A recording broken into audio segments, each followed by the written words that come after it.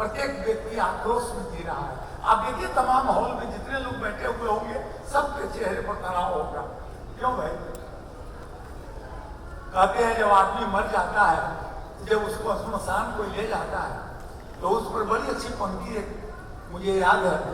कहते हैं कि इंसान के कंधे पर इंसान जा रहा है, इंसान के कंधे पर इंसान जा रहा है, कफन में लिपटा किसी का अरमान जा रहा है। जिसे इंसान के कंधे पर इंसान जा रहा है, कफन में लिपटा किसी का अरमान जा रहा है। जिसे मिला न हो जीवन में मोहब्बत, वह मोहब्बत पाने कब्रिस्तान जा रहा है। ये जिंदगी क्या हो गई?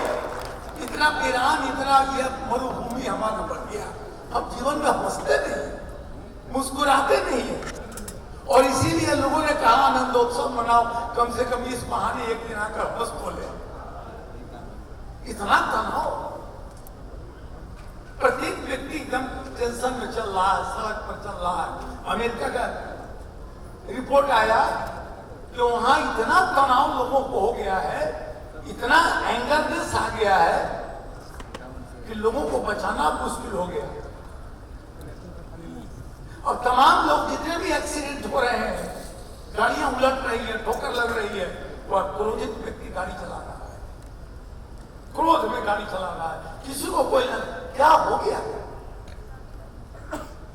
फिर हम प्रेम से कब रह सकेंगे जी? हम इतना छोटे क्यों होते चले जा रहे हैं, सिकुड़ते चले जा रहे हैं? हमारा फैलाव नहीं हो गया, बंद हो गया। हमारे लिए सारे लोग अपने थे, अब छोटा हो गए, सिकुड़ गए। हम इस आनंद महोत्सव के माध्यम से जो भी कम से कम कुछ लोग, मुट्ठी भर लोग हैं, भगवान बुद्ध को तो केवल 7 मुख मिले थे। क्राइस्ट के पास 11 लोग थे केवल, और उन्होंने कह दिया था कि सारे लोगों को आदेश हो गया कि इनको फांसी पर चढ़ाओ। क्राइस्ट ने अपने लोगों को कहा कि भाई अभी भी समय है, तुम साइड ले लो, पीछे हट जाओ। लोगों ने कहा कि नहीं, मैं आपके साथ रहूंगा, मैं आपके साथ ही जाऊंगा, फांसी पर चढ़ूंगा। कहा कि अभी भी सोच ले, क्योंकि मुझे फांसी दे देंगे ही लोग। देखिए कैसे लोग होते हैं। और वहां लोग जाने लगे, धीरे धीरे लोग हटने लगा। एक व्यक्ति था जो कम से कम सूली के नजदीक तक गया। जब देखा कि सचमुच इनको सूली पर चढ़ाया जा रहा है तो वो अभी पीछे हट गया। पीछे से किसी व्यक्ति ने पूछा, भाई तुम क्राइस्ट के साथी हो? तो उसने कहा कि किस क्राइस्ट की बात करते हैं, मैं किसी क्राइस्ट को नहीं जानता। हमारी स्थिति आजकल ऐसी हो गई है, 5-10 लोग हम लोग हैं, अगर 5-10 लोग ही अगर संयम पूर्वक कर लें कि हम समाज का निर्माण करें, पहले अपना निर्माण करें, हम तो ठीक हो जाए। 5 लोग ठीक कर देंगे। 5 लोग भगवान बुद्ध के 7 आदमी थे। आज पूरी दुनिया में बहुत धर्म फैल गया और हम लोग कुछ नहीं है। क्या हमारा जन्म इसीलिए हुआ कि हम खाए पिए, 10-5 हजार रुपए कमाए, कुछ पैसा इधर से उधर कर ले और उसके बाद चले जाए दुनिया से? कोई नहीं जानेगा। नेपोलियन के संबंध में कहा जाता है, हिस्ट्री वाले लोग जानते होंगे, कि नेपोलियन एक ऐसी चिंगारी था जो आकाश से नीचे पृथ्वी पर गिरा, प्रकाशित हुआ और बुझ गया। यह हुआ। आज हम दूसरे की जयकार लगाते हैं। हम कब तक जयकार लगाते रहेंगे दूसरे की? कम से कम अपने बच्चों को तो बचा लें। कितना दिन तक कार्बन कॉपी पीछे पीछे चलता रहेगा? हम कब एक मानव धर्म, आज तमाम धर्म के लिए कुछ लड़ाई हो जाती है, कभी किसी जाति के लिए लड़ाई हो जाती है, कोई ऊपर नीचे की बात, बड़े छोटे की लड़ाई हो जाती है। कब तक लड़ते रहेंगे हम? क्या हम एक साथ होकर नहीं चल सकते? क्या हम एक मुट्ठी बांधकर समाज का निर्माण नहीं कर सकते? बात थी वहाँ गुजरात में एक बार भूकंप आया था, बड़ी अच्छी बात किसी संत ने बताई। राजस्थान वालों ने कहा कि कम से कम हमारा क्षेत्र, हमारा देश बच गया, भूकंप ने हमारे ऊपर बड़ी कृपा की। संत ने कहा कि भूकंप को क्या पता था, क्या पता है कि गुजरात किधर है और हिंदुस्तान किधर है, पाकिस्तान किधर है, प्रकृति को क्या पता। प्रकृति में एक बार जब बात आती है, चाहे कोई भी जाति धर्म हो, सब उसी के लपेट में आते हैं। ये तो हम लोगों ने डिसाइड कर लिया है, उनको तोड़ कर बांट दिया है। कम से कम इस आनंद उत्सव के अवसर पर हम पूरे समाज की बात तो नहीं करते, पूरे बिहार पटना देश की बात, जो भी 5 लोग हैं, हम 5 लोग संकल्प करें कि हम कम से कम अपने जीवन को आनंदपूर्ण बनाए। सुबह में उठ गए हम, मोबाइल शुरू हो जाता है हमारा। अरे क्या चीज है आप, कभी सोचा है आपने? बात किए जा रहे हैं, घंटों बात होती है, चाय पिए जा रहे हैं, खूब चाय पीते हैं, अपनी आत्मा को, शरीर को जलाए चले जा रहे हैं। 5 मिनट 10 मिनट अगर सुबह का प्रातः काल आधा घंटा आपका शांतिपूर्ण बीत जाए तो दिन भर की गारंटी हमारी है कि दिन भर आप स्वस्थ रहेंगे, आनंदित रहेंगे, प्रेमपूर्वक रहेंगे। तो आज बहुत कुछ नहीं, कई कार्यक्रम भी आपको देखना है। मेरी बात तो हमेशा सुनते हैं चैनल पर, टीवी पर, क्लास में, और बच्चों को तो मैं प्रतिदिन बताता रहता हूँ, क्योंकि लगता है कि आपसे तो बहुत उम्मीद नहीं की जा सकती है, क्योंकि आपने मान लिया है कि हम डोलने वाले नहीं हैं, कत्तों धक्का मारिएगा, हम हिलने वाले नहीं हैं। लेकिन बच्चे में अभी बड़ी संभावना दिख रही है। हमारा भविष्य है हमारा बच्चा, हम उसमें पूरी संभावना बना सकते हैं। तो चलिए, आज इन्हीं शब्दों के साथ मेरी शुभकामना आपके प्रति है।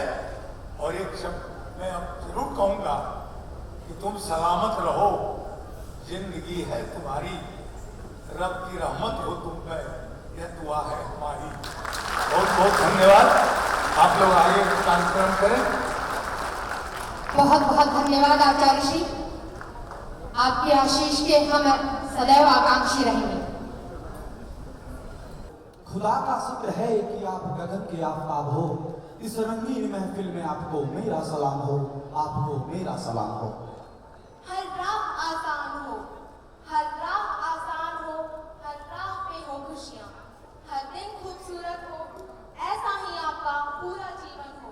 यही हर दिन दुआ हो मेरी, ऐसा ही आपका हर आनंदोत्सव हो, हर आनंदोत्सव हो। मैं ईशा इन्हीं पंक्तियों के साथ हमारे परम पूज्य आचार्य श्री को आनंदोत्सव के इस पाक अवसर पर शत शत नमन करती हूँ एवं यहाँ बैठे तमाम दर्शकों का हार्दिक अभिनंदन करती हूँ। तो आइए इस पाक महफिल में हम आज आनंदोत्सव मनाएं। भक्तजनों, प्रियजनों, आइए इस पाक महफिल में हम आनंदोत्सव मनाएं। आचार्य श्री की दुआ लेकर अपनी अपनी तकदीर बनाएं, अपनी अपनी तकदीर बनाएं। हमारे आचार्य श्री का भी कहना है कि सावन है दुनिया में तो सब कुछ यही है, सावन है दुनिया में तो सब कुछ यही है, सावन नहीं है तो कुछ भी नहीं है, सावन नहीं है तो कुछ भी नहीं है, कुछ भी नहीं है। हमारे परम पूज्य आचार्य श्री ने भी सजनी के इसी भाव को अपने गीत में बड़ी ही खूबसूरती से व्यक्त किया है। इस गीत की रचना हमारे परम पूज्य आचार्य श्री ने की है और सावन में मादक कर देने वाले सजनी के इस भाव को नृत्य के माध्यम से प्रस्तुत करने आ रहे हैं पटना के कलाकार। और इस गीत के बोल हैं, बीतल जावे बैरी सवनमा मंगा दे पिया सोना की कंगना, सोना की कंगना।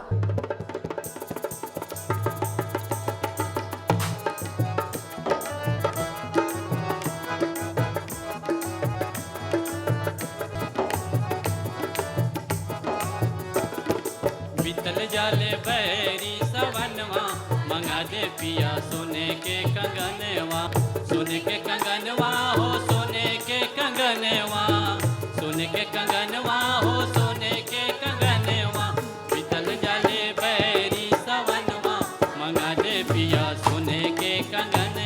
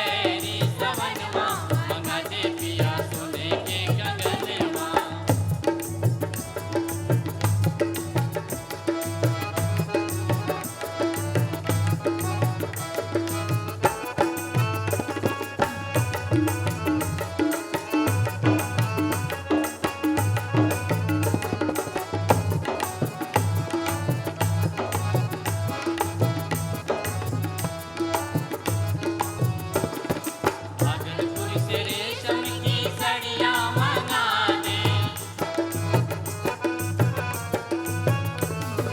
गाजीपुर से चंपा के इतर लगा दे, भागलपुर से रेशम की साड़ियाँ मंगा दे, गाजीपुर से चंपा के इतर लगा दे, अलीगढ़ से सिंदूर सी होड़वा मंगा दे पिया सोने के कंगनवा, अलीगढ़ से सिंदूर सी होड़वा मंगा दे पिया सोने के कंगनवा, बीतल जाने बैरी सवनवा मंगा दे पिया सोने के कंगनवा, बीतल जाने बैरी सवनवा मंगा दे पिया सोने के कंगनवा।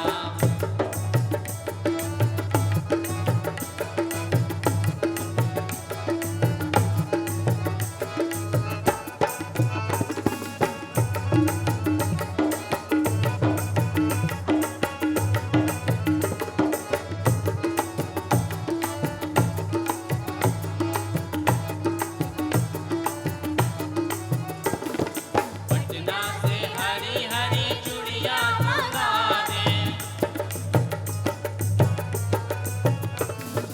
ढाका के मलमल की ओढ़नी ओढ़ा दे, पटना से हरी हरी पटना से हरी हरी पटना से हरी हरी पटना से हरी हरी चूड़िया मंगा दे, चूड़िया मंगा दे, चूड़िया मंगा दे, चूड़िया मंगा दे सैया चूड़िया मंगा दे, पटना से हरी हरी चूड़िया मंगा दे, ढाका के मलमल की ओढ़नी ओढ़ा दे, पायल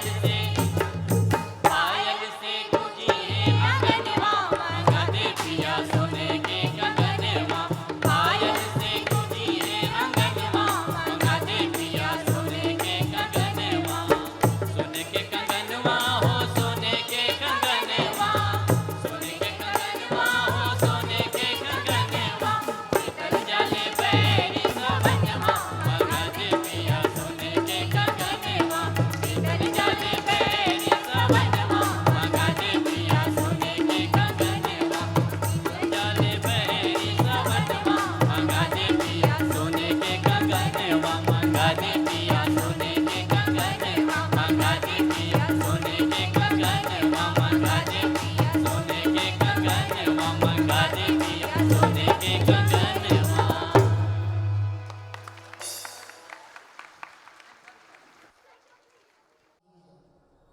हर आदमी में बहुत चीज होता है, कुछ कुछ में 3 चीज होता है, सौंदर्य, सम्मोहन और सामर्थ्य। मैं उनका नाम नहीं बताऊंगा, आप अनुमान लगा सकते हैं। सौंदर्य तो ऐसा उनके पास है कि अगर युवतियां देख ले तो फ्रस्ट्रेशन में चली जाए, इतना सम्मोहन है उनमें, शब्दों की ऐसी कारीगरी है, ऐसी वांगी है जो अगर उनकी मिठास को सुन ले तो लोगों को डायबिटीज हो जाए।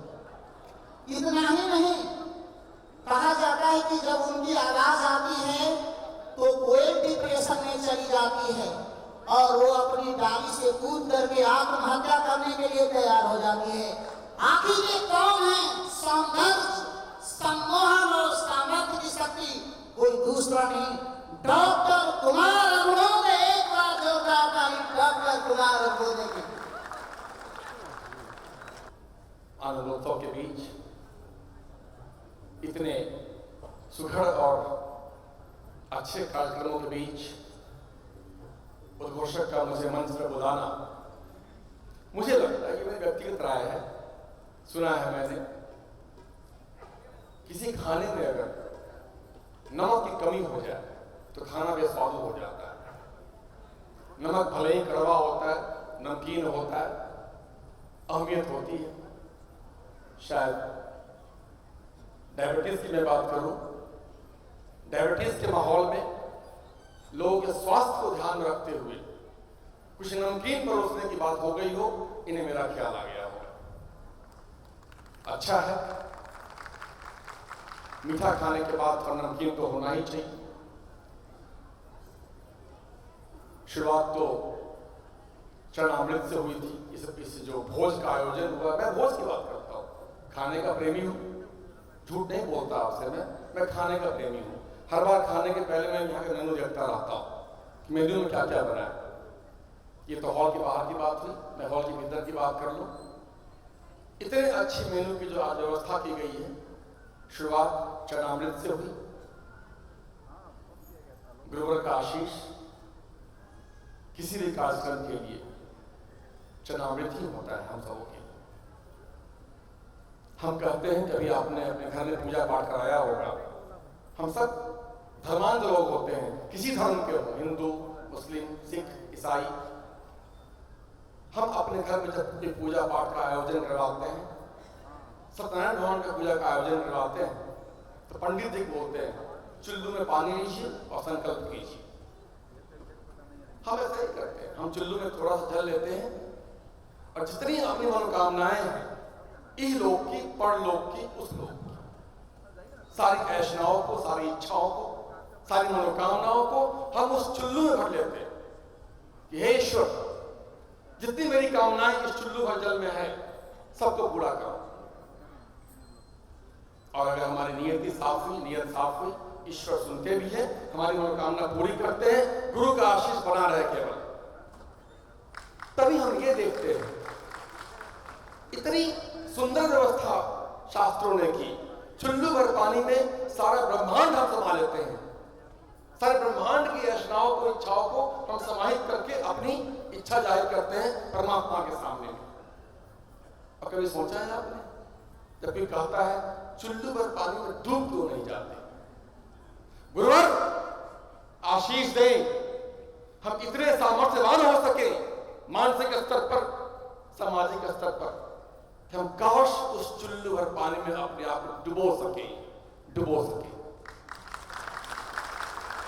ये व्यंग नहीं है, धिक्कार नहीं है चुल्लू भर पानी में डूब जाना, ये तो सौभाग्य की बात होती है। सौभाग्य होता है ये चुल्लू भर पानी का जो औचित्य होता है, वो चुल्लू भर पानी नहीं है, वो ईश्वर का अंश होता है। उसी प्रकार किसी कार्यक्रम के प्रारंभ में अगर अपने इष्ट गुरु का थोड़ा सा जल मिल जाए, छिड़काव हो जाए, तो भोज तो ऐसे ही बढ़िया हो जाता है।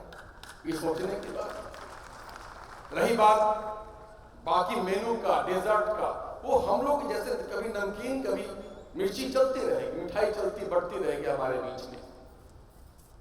शब्द में देख रहा था आनंदोत्सव, मैं पिछले 6 सालों से समझने की कोशिश कर रहा हूं आखिर ये है क्या। हर बार आता हूं, समझने की, सुनने की, गुनने की कोशिश करता हूं, नहीं समझ पा। गुरुवर, आपने इतनी चेष्टा की, इतना प्रयास किया आपने कि हम मूल कुछ तो सीखें अपने इस आनंदोत्सव के नाम से। आप आनंद की वर्षा कर देते हैं और हम अपने आप को उस बारिश से बचा के किसी पेड़ की छांव में बचाते फिरते होते हैं। कहां से सीख पाएंगे?